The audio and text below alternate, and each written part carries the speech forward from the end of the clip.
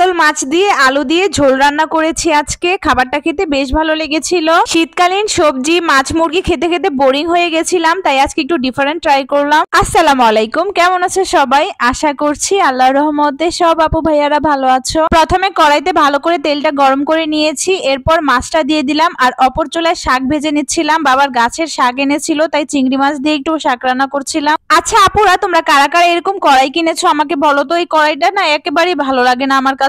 আমি তো খুব শখ করে এই কড়াইটা কিনেছিলাম। আমি তেলটাকে খুব ভালো করে গরম করে মাছটা দিয়েছিলাম, তাও কেমন যেন লেগে যায়। শুধু এই রান্না না, যে কোনো রান্না করলে কেমন যেন বাতিলাতে লেগে যায়। প্রথমে ভেবেছিলাম যে হয়তোবা নতুন কড়াই, এই জন্য এমন হচ্ছে, কিন্তু না, কড়াইটাই জানি কেমন অতিরিক্ত গরম হয়ে যায়, যার ফলে সবকিছু লেগে যায় পাতিলাতেই। আমি তো আমার ফেসবুকের আপুদের কাছ থেকে এই কড়াইটা ব্যবহার করা দেখেছি, যার কারণে শখ করে কিনেছিলাম। তবে আমার কাছে একদমই ভালো লাগে না, কড়াইটা কেমন যেন লেগে যায়। যাই হোক, কি আর করার, কিনে যেহেতু ফেলেছি ব্যবহার তো করতেই হবে। তবে ভাজাভুজি করা যায় না, কিন্তু তরকারি রান্না করলে সেক্ষেত্রে রান্না করা যায়, এভাবেই ব্যবহার করতে হবে আর কি। তো যাই হোক, মাছটাকে ভালো মতো ভেজে নিয়েছি। এরপর আমি একই কড়াইতে আলুটাকেও ভালো মতো ভেজে নিয়েছি। যেহেতু নতুন আলু দিয়ে তরকারিটা রান্না করব, আলুটাকে ভেজে নিলে গ্রানটা ভালো আসে, তরকারিটাও খেতে খুব মজা লাগে। এরপর পেঁয়াজটাকে ভালো মতো ভেজে নিয়ে আদা বাটা আর মশলাগুলোকে দিয়ে মশলাগুলোকে ভালো মতো কষিয়ে নিতে হবে যতক্ষণ না তেল বের হয়ে আসে। এরপর দিয়ে দিলাম টমেটো।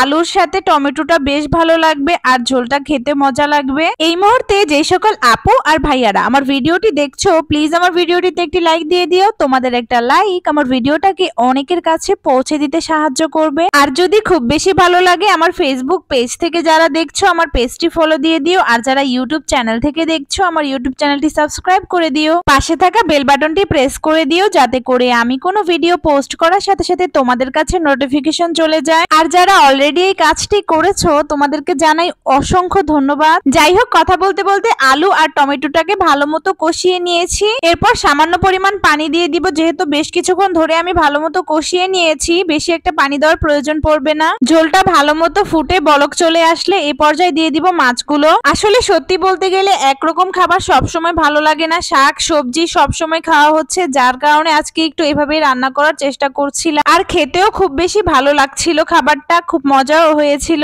মাছটা দেওয়ার পরে ভালো মতো নেড়েচেড়ে মিক্সড করে দিব। আর এরপর দিয়ে দিব সামান্য পরিমাণ জিরা গুঁড়ো। আর এইসব তরকারিতে জিরা গুঁড়ো দিলে বেশ ভালো লাগে আমাদের কাছে। যাই হোক, আমার মাছ রান্নাটা প্রায় কমপ্লিট হয়ে গেছে। এরপর ধনিয়া পাতা দিয়ে দিয়েছি। যেহেতু শীতের দিন, তরকারিতে ধনিয়া পাতা দিলে তরকারি টেস্টটাই পাল্টে যায়। আমার কাছে ধনিয়া পাতা বেশ পছন্দ। দেখো কত সুন্দর দেখাচ্ছে তরকারিটা, আর বেশ লোভনীয় লাগছিল। আমার আজকের ভিডিওটা তোমাদের কাছে কেমন লেগেছে অবশ্যই কমেন্ট করে জানাবা। আজকের মতো ভিডিওটা এই পর্যন্তই। সবাই ভালো থাকো, সুস্থ থাকো, আল্লাহ হাফেজ।